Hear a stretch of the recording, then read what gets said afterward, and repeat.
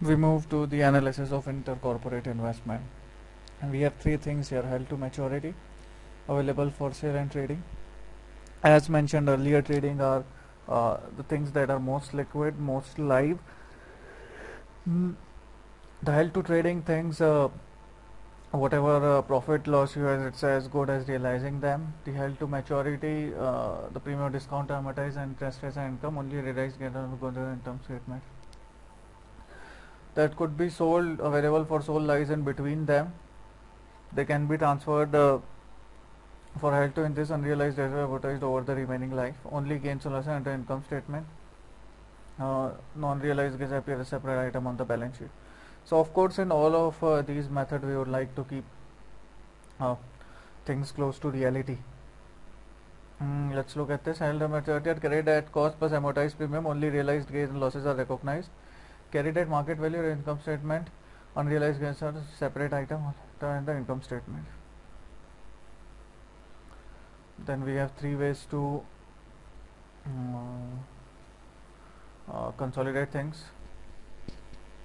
So then we have the cost method used to determine the carrying value at and some distant if the firm determined was impaired it as right up and down. So that is the cost method. Equity method start with the cost for each year. The carrying value is increased by the dividends reflecting the increase in owner. For each year the carrying year dividend reflecting the decrease in owner equity. So entering the income statement return shows the way earning affects the balance sheet. Add the assets liabilities to the balance sheet of the parent, then create minority interest to the parent liabilities. Determine given various ownership level whether cost method equity concept should be used. So when we look at all the topics in the FRA, these are a few topics that becomes tricky.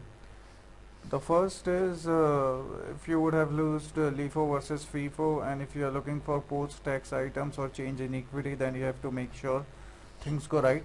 It might be possible that they will talk about cases where there is no inflation, so you might be careful about that. Uh, the real value of PPE in the equity is and the write-ups, they become tricky.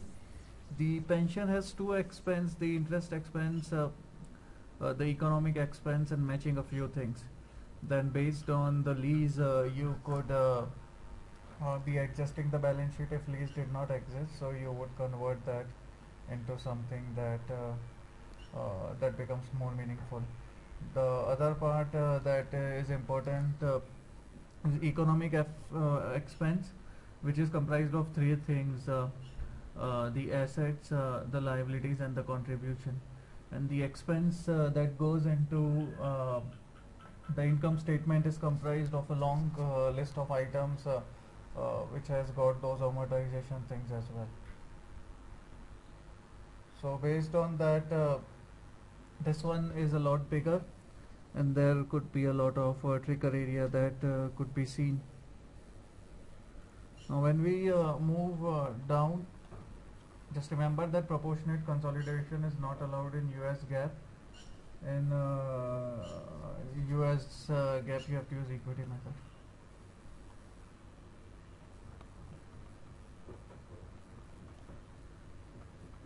Okay, let's look at an example here. So construct a consolidation using purchase method. So add all fair value of all asset target come to the balance sheet. In the table the fair value sum of the book values plus item if the price present assets. So if this is the acquirer, this is the target, you are adding everything. You are adding 50 as the fair value. PPE you are adding 250 as the fair value. Goodwill, you had a goodwill that would come out as a final to balance out things. And 70 is a kind of a thing that balance this out. Now liabilities, you will add long-term debt if there is an adjustment required. You will add common stock.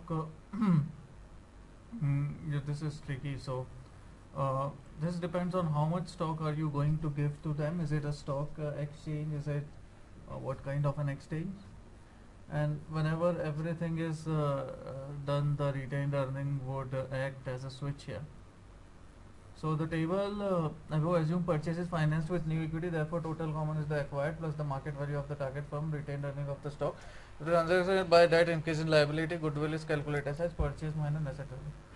The retained earning is adjusted to zero. Retained earning of the is always equal to retained earning of the acquiring firm. So retained earning of a target firm is adjusted to zero, so that the other part becomes equal.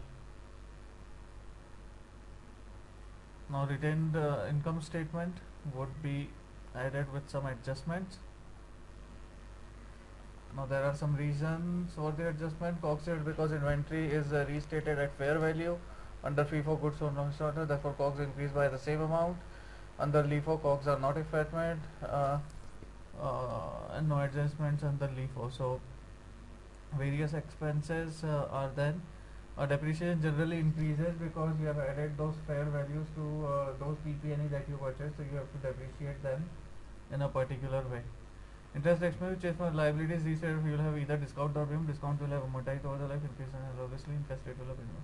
Income tax expense will change because of the changes above to calculate all except the goodwill. Then you have pooling method. Pooling method is simple, add everything up. Past is also, so intercomponent is straightforward. So in pooling method you add everything, and it is note that those are versified in new equity, which is the only situation here. The income statement consolidated, so pooling method is no longer used. Compare the effect of pooling and purchase method is the next part here.